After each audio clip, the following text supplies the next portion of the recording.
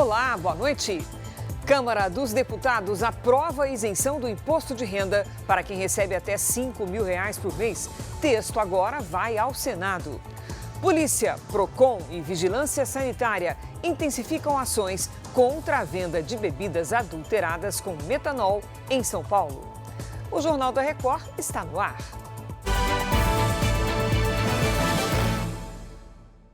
Oferecimento Bradesco e Agro. Isso que é dupla raiz. A Câmara dos Deputados aprovou agora à noite a isenção do imposto de renda para quem ganha até R$ 5.000 por mês. A proposta ainda prevê um aumento progressivo do imposto para quem ganha mais de R$ 600 mil por ano. Vamos conversar com a nossa colega Jaqueline Frison, que acompanhou e traz todos os detalhes. Oi, Jaque, boa noite. Como é que foi a sessão?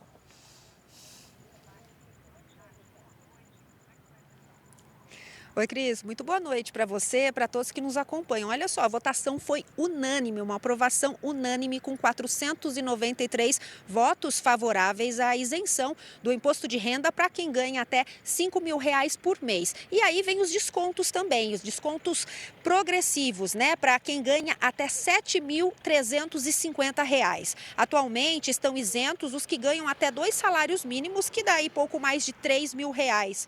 Os parlamentares chegaram a um acordo também para compensar a perda da arrecadação, cobrando de quem ganha mais. Foi criada uma alíquota progressiva de até 10% para quem recebe mais de R$ 50 mil por mês. A nova tributação atinge também lucros e dividendos, que hoje são isentos de imposto de renda. Já quem tem apenas o salário como fonte de renda não vai ser afetado, porque continua sujeito à tabela atual do imposto, com retenção em folha. Foi aprovada também uma compensação que vai ser garantida pela União para estados e municípios que perderem a arrecadação.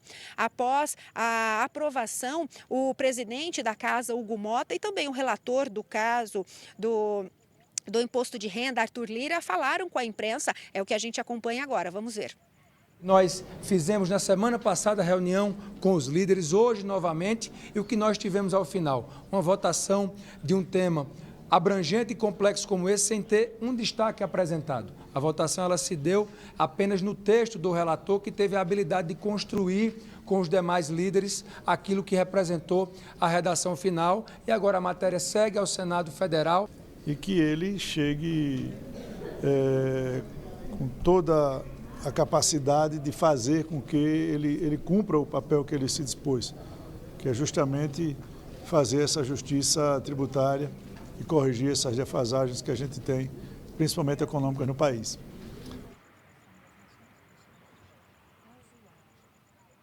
E agora há pouco, o presidente Lula foi às redes sociais para agradecer a aprovação. Lula disse o seguinte, que essa foi uma vitória em favor da justiça tributária e combate à desigualdade. Agora, se for aprovado no Senado, se for aprovada essa alteração, né, vai para o Senado e aí vai beneficiar cerca de 16 milhões de contribuintes e custar mais de 31 bilhões aos cofres. Eu volto com você, Cris.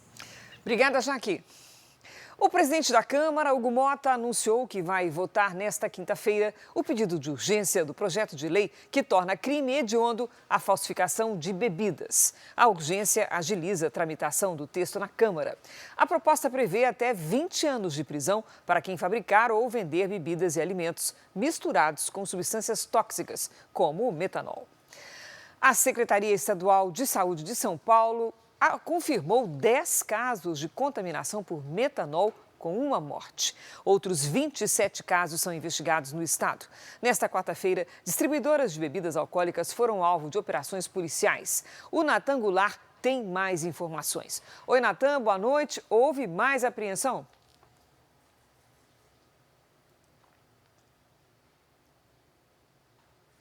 Tá sem áudio. Nós estamos sem o áudio do Natan, mas as informações são as seguintes. As fiscalizações se estenderam até agora pela noite. Em Guarulhos, na Grande São Paulo, uma ação integrada da Polícia Civil com a Prefeitura, Procon e Vigilância Sanitária resultou na apreensão de bebidas e no fechamento de estabelecimentos por diversas irregularidades. Mais cedo, 2 distribuidoras no centro da capital paulista foram fechadas. De acordo com a delegada, elas forneceram bebida para o bar nos Jardins, região nobre da cidade, onde uma mulher foi contaminada. Ao todo, 6 estabelecimentos já foram fechados. Uma das fábricas clandestinas encontradas em Americana, no interior do estado, pode ter abastecido bares e adegas. Um líquido incolor foi apreendido no local. Dos casos investigados aqui em São Paulo, 5 acabaram em morte. Começa na segunda-feira a campanha nacional de multivacinação para crianças e adolescentes do Ministério da Saúde. O foco da campanha é a vacinação de crianças e adolescentes de até 15 anos. Eu quero reforçar um chamado aos pais e às mães para aproveitar esse mês de outubro, que é o mês da criança, que a gente faz essa campanha de atualização de todas as vacinas do calendário vacinal. Estarão todas as vacinas disponíveis nas unidades básicas de saúde. Além do estoque regular, mais de 6.800.000 doses extras de vacinas já foram distribuídas aos estados, sendo 1.800.000 de tríplice viral contra sarampo, cachumba e rubéola, 1.600.000 de febre amarela, 1.100.000 contra a catapora e mais de 2.300.000 doses de outros imunizantes do calendário vacinal, como o de HPV. O aplicativo Meu SUS Digital vai enviar alertas a usuários sobre a campanha de multivacinação. George faz questão de manter as vacinas do filho de 12 anos em dia. Exatamente, para evitar problemas futuros, como alguma doença que pode deixar sequelas e ele ter a vida toda pela frente. Dói um pouquinho, mas vale a pena, né, para não ter essas doenças.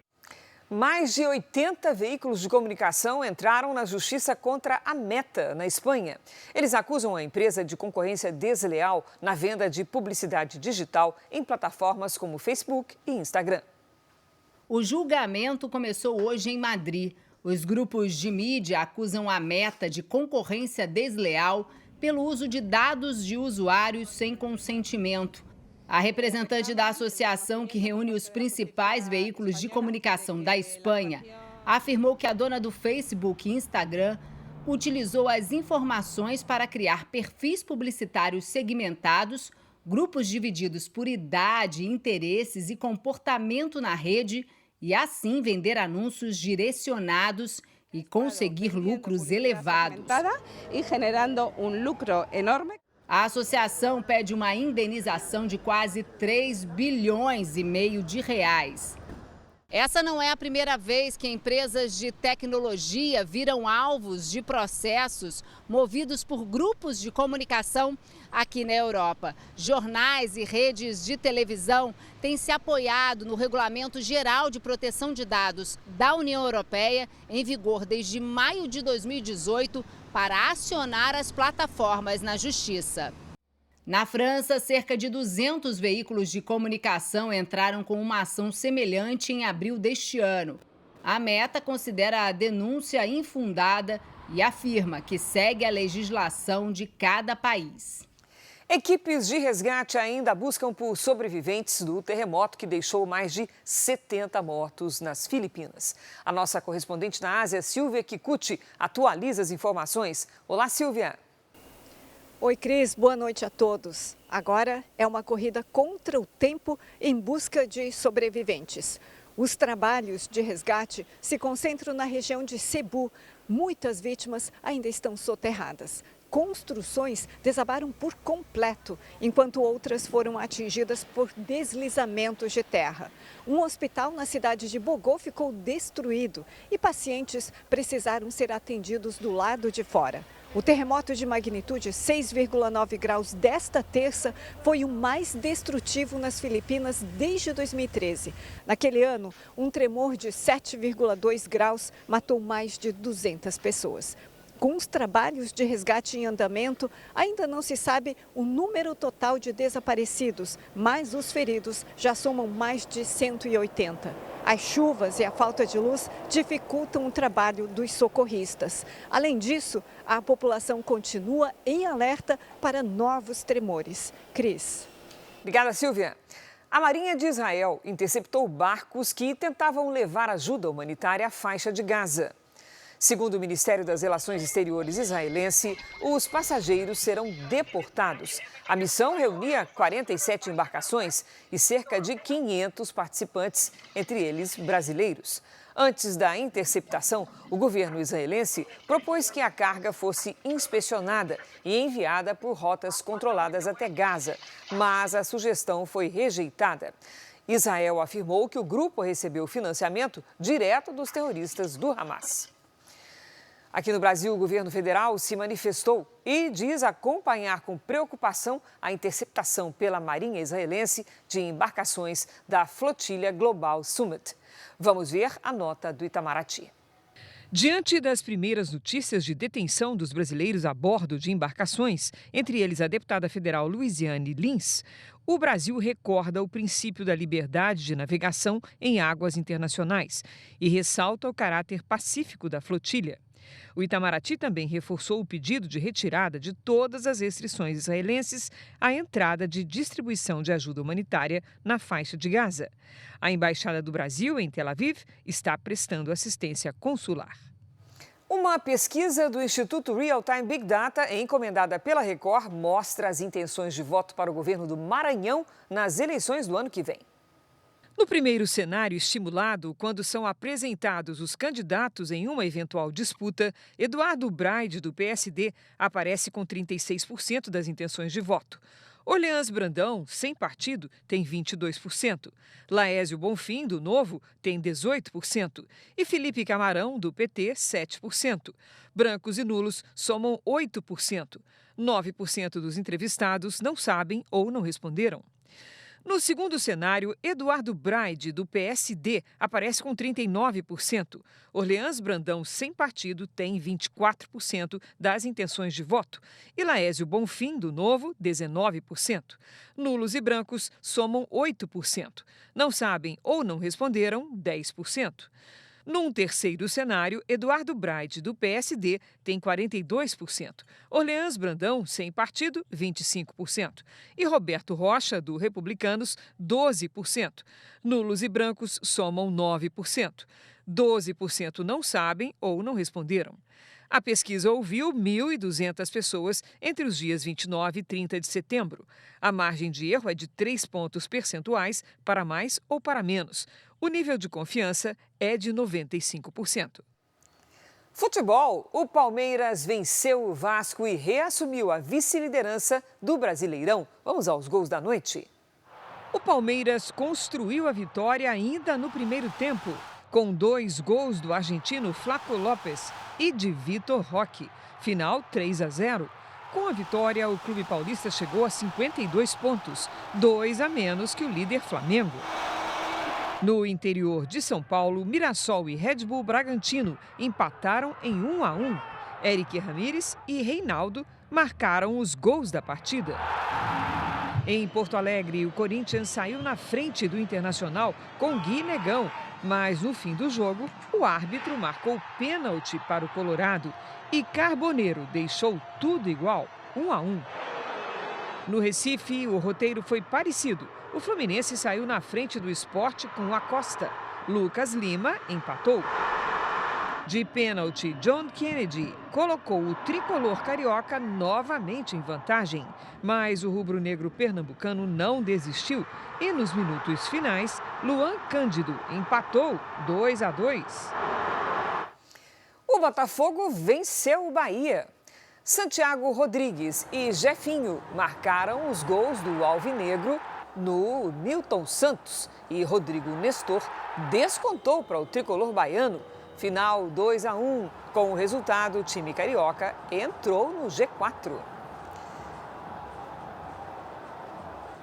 Na Vila Belmiro, o Santos empatou com o Grêmio. O time gaúcho saiu na frente com Ednilson, mas no finalzinho do jogo, depois da bola no travessão, Lautaro Dias empatou. Final 1-1. E nesta quinta-feira tem Brasileirão na Record, R7 e Record Plus. A partir das 7 da noite, você acompanha o duelo entre Fortaleza e São Paulo ao vivo. Este foi o Jornal da Record. Você fica agora com o Fala que eu te escuto. Boa noite, boa quinta-feira para você.